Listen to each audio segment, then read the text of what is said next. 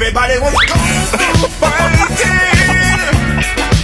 Those kids were fast and slow. 这只差点给猫爆头的是日本土狗柴犬，标志性的治愈系微笑，看着真的温暖。又菜又爱玩的性格没人能管，但犟起来能和你一直耗绝不服软。捏脸很有趣，笑容也治愈。你看这个脸，它又大又圆，捏起来就像一块大面团。各种造型你可以随便玩，不管怎么蹂躏它都不会烦。再给你来个标志性的治愈系微笑，这你能忍得住不为它花钞票？哪怕它在你家里一顿造，对你一笑都不舍得给它一电炮。脾气很倔，从不退却。你看这飞机耳眯眯眼，笑容甜的不止一点点，但倔起来是真的不要脸。哪怕是你给它一通扁，从小一直倔到大，你怎么威胁它都不害怕。别的人遛狗都是跟着爸，遛柴犬你得听它的话，不按它的路线那就谁都别走，谁要乱动谁就是狗。就算把它勒死都不带抖一抖，大不了嗝屁你就得哭一宿。又菜又嚣张，但不敢硬刚。柴犬的领地意识极强，所以到了它的地盘谁都得防。整个小区的狗都被它骂过娘，但又打不过，只敢在身后藏。看到猫猫更要挑衅一波，结果被吓得直打哆嗦。这俩狗一看就是一窝，这狼狈的样子真没法说。攻击方式也很搞笑，撅着屁股就给你一电炮。对手说你多少有点不礼貌，伤害不高，侮辱性极强，你真有一套。正所谓笑容治愈小柴犬，脾气很倔挺大脸，领地意识超级强，不敢硬刚只骂娘。